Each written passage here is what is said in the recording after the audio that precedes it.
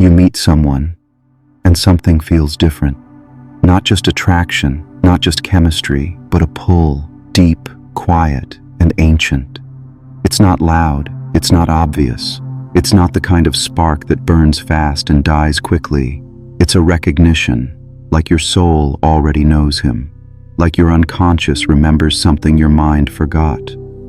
Carl Jung believed there are no true coincidences when it comes to connection.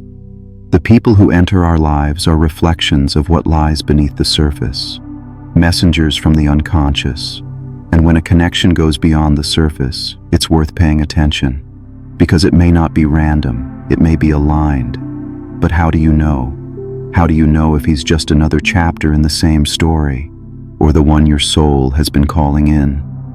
According to Jungian thought, there are 3 powerful signs that someone isn't just passing through. He's been placed, chosen, aligned, fated, not in the magical thinking sense, but in the psychological one. Because Jung didn't believe in fairy tales. He believed in patterns, in archetypes, in the silent language of the unconscious. And when someone is meant for you, truly meant for your path, your unconscious knows first. Not your ego, not your checklist, not your trauma, your deeper self. And it sends signals, not through fireworks, but through alignment. The first sign, you feel seen, not for what you show, but for what you hide. Most of us live with masks. We smile when we're tired. We play roles that feel safe. We keep parts of ourselves in the dark because we're afraid of being too much, too messy, too real. But when he's meant for you, he sees through that, not in a way that invades, but in a way that invites. He sees your hesitation and meets it with stillness. He hears what you're not saying and doesn't flinch. He doesn't try to fix you, he accepts you. And that kind of presence, it disarms your defenses. You find yourself saying things you've never said. You find your voice relaxing, your breath deepening. You feel safe, not because the situation is perfect, but because the connection is true. That's not an accident. That's alignment. That's the unconscious recognizing itself in another. The second sign, he triggers your growth, not your wounds. And that, right there, is where most people get it wrong. We live in a world addicted to intensity. We confuse chaos with passion. We think that someone making us feel nervous, anxious, or obsessed is a sign of love. It's not. It's often a sign of trauma being reactivated. Carl Jung warned us that the unconscious doesn't only attract what feels good, it attracts what feels familiar, even if that familiarity is unhealthy. That's why we find ourselves drawn to people who reflect our oldest wounds, people who make us feel like we have to earn love, prove our worth, fight for attention. But that's not love, that's survival. When someone is truly meant for you, their presence doesn't create confusion. It creates clarity. You don't feel the urge to overperform or impress. You don't feel the need to scan the room for signs of rejection. You don't feel unsafe in silence. You feel grounded. Because this person doesn't activate your insecurity. They hold space for your expansion. And here's how you know the difference. With the wrong people, your nervous system stays on high alert. You're constantly questioning, what did that text mean? Why didn't they respond? Am I asking for too much? But when he's aligned with your path, your body relaxes, your guard drops, not because everything's perfect, but because nothing feels threatening. That's not boring, that's peace. Jung would say this, the right person doesn't just make you feel better, they make you feel more like yourself. And that can be uncomfortable, because maybe you've built your life around being small, being agreeable, being what others needed you to be. And now here's someone who says, I see you fully. Not the curated version, not the version you've made palatable, the raw, unfiltered, honest version of you. And he's not running away, he's leaning in. You might try to push him away, you might test him, you might even doubt the connection because it feels too calm. But here's the truth. calm is not a red flag. It's what your nervous system has been begging for. When someone is meant for you, he doesn't complete you. He reflects you. He mirrors the growth you've done and the parts you still need to meet. He doesn't demand your healing, but being with him makes healing feel possible. You start to speak up more, not to fight, but to be understood. You begin setting boundaries, not from fear, but from self-respect. You show more of your authentic self, not to test him, but to share you. This isn't the kind of connection that consumes you. It builds you. It doesn't make you lose yourself. It helps you return to yourself.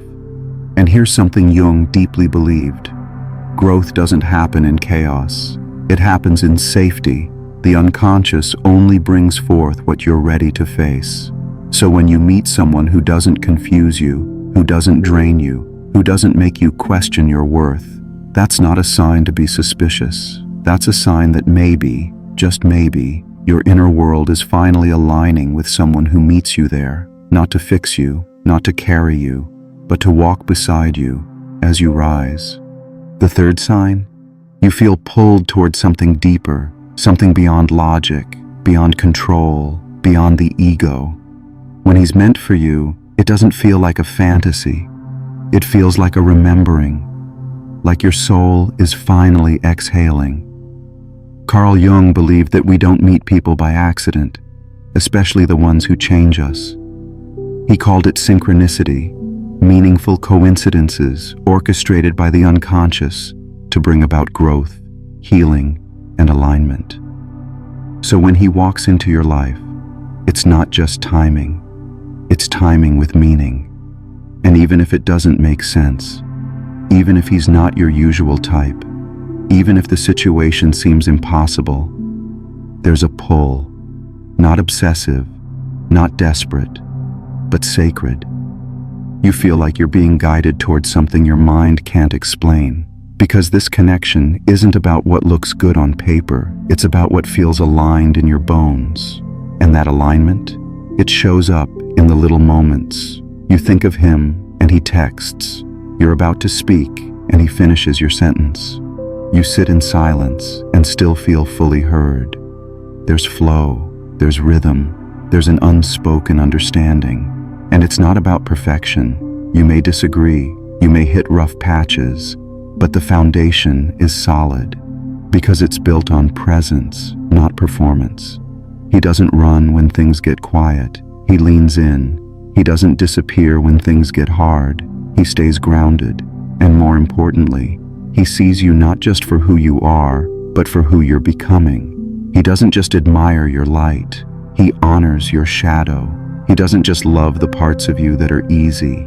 He accepts the parts that are still healing. That kind of connection doesn't fade quickly because it was never built on dopamine or fantasy. It was built on resonance. And when you experience that, something inside you shifts. You stop chasing, you stop settling, you stop shrinking, you rise, not because someone completed you, but because someone reminded you of what's always been there. That's not magic. That's alignment. That's soul recognition. And when you've spent most of your life hiding, performing, or pleasing, that kind of connection feels like coming home. So ask yourself, does he make you feel seen? Does he make you feel safe to grow? Does something in your soul whisper, yes, even when your mind says, wait? If the answer is yes, trust that, not blindly, not recklessly, but quietly, because the soul speaks in whispers, and when you finally listen, everything changes. If this resonates with something deep in you, subscribe to Depthora and turn on notifications so we can keep exploring what your mind forgets, but your soul remembers. So now you've felt the pull, the resonance, the alignment, but still, part of you resists. And that's normal, because when you've spent years building walls to survive, real connection feels threatening, not because it's wrong, but because it's real. You wonder, can I trust this? Will it last? Is this too good to be true? And your mind starts looking for reasons to run, to doubt, to retreat. Carl Jung taught that what we repress doesn't just disappear, it waits. And love can awaken things you buried long ago. Fear of abandonment, fear of rejection, fear of losing yourself again. So even if he's good to you, even if all the signs point to something real, you may still feel unsettled. Because it's not just about who he is, it's about who you've become. If you've only known relationships built on chasing or fixing, then a connection built on presence and peace can feel boring. But it's not boredom, it's nervous system healing. It's your body adjusting to safety, and that takes time. So don't panic when it feels slow. Don't sabotage when it feels still. Don't confuse peace with absence. You've been addicted to chaos, to emotional roller coasters disguised as passion, but chaos keeps you stuck. It keeps you looping. It keeps you mistaking intensity for intimacy. Jung believed the greatest act of courage is to sit with what's real, to not run, to not escape, to not shrink when love gets close. Because real love, when it's aligned, doesn't demand you to be someone else. It invites you to become more of who you are. But that only works if you show up fully, without masks, without strategy, without fear of being too much. So here's the truth most people won't say. Even when someone is meant for you, you still have to choose them, again and again. You have to choose to stay present, to speak honestly, to be witnessed, not just in your strength, but in your softness. You have to believe you're worthy of a connection that doesn't drain you. You have to believe you don't have to earn love through suffering. Because when you finally stop running, when you stop projecting old pain onto new people, when you meet love with truth instead of fear, you realize he was never meant to complete you. He was meant to remind you you were never missing anything to begin with. Let's talk about the resistance, that quiet voice in your head whispering, "You've seen this before. This won't last." Don't trust it. Even when the connection feels safe, even when everything points to something genuine, you hesitate, not because he's wrong for you, but because parts of you still believe love is something you have to fight for. Carl Jung understood this deeply. He believed that when we encounter someone who resonates with our soul, we don't just meet a person, we meet every story we've told ourselves about love. And if your story has been pain, chaos, betrayal, then something real and steady can feel unfamiliar, almost unreal. It's not because it's not right. It's because your nervous system hasn't caught up with your evolution. You've grown, you've healed, but you haven't updated the belief that says you're not safe in love. So when he shows up, calm, consistent, clear, your mind panics because he's not reflecting your wounds, he's reflecting your worth. And sometimes that's harder to accept. Because when you've built your self-image around survival, love that doesn't require suffering feels empty. But it's not empty, it's stable. And stability isn't the enemy. It's the foundation you've been needing. When he's meant for you, you don't lose yourself. You actually meet yourself more fully, because the mirror is clean. No distortion, no drama, no manipulation, just presence. And that kind of connection demands a different kind of bravery. The bravery to receive without guilt. The bravery to speak your needs without fear. The bravery to stop running and simply be still. You begin to realize love isn't always a spark. Sometimes it's a quiet glow, a steady warmth, a place to rest, not a fire to survive. And here's what Jung would want you to remember. When a connection is aligned, it doesn't try to fix you. It holds space for you. It reflects your truth without needing you to shrink. It allows your shadow to be seen without shame. It invites your soul to breathe. And slowly, day by day, you stop doubting it. You stop testing it. You stop waiting for it to disappear, because you realize this one isn't here to repeat your past. It's here to help you create something new, a new rhythm, a new trust, a new definition of love that includes peace, presence, and power. And in that newness, you begin to bloom, not for him, not because of him, but because you finally believe you're worthy of it. So, how do you know if he's meant for you? You don't figure it out with logic. You don't run a checklist. You don't overanalyze every word, every text, every look. You know, because you stop performing. You start breathing differently. You speak slower. You laugh deeper. You cry without shame. You feel like you're finally in a space that doesn't need you to shrink, to edit, to impress. You just are, and that's enough. Carl Jung didn't teach fairy tales. He didn't promise soulmates wrapped in perfect packages.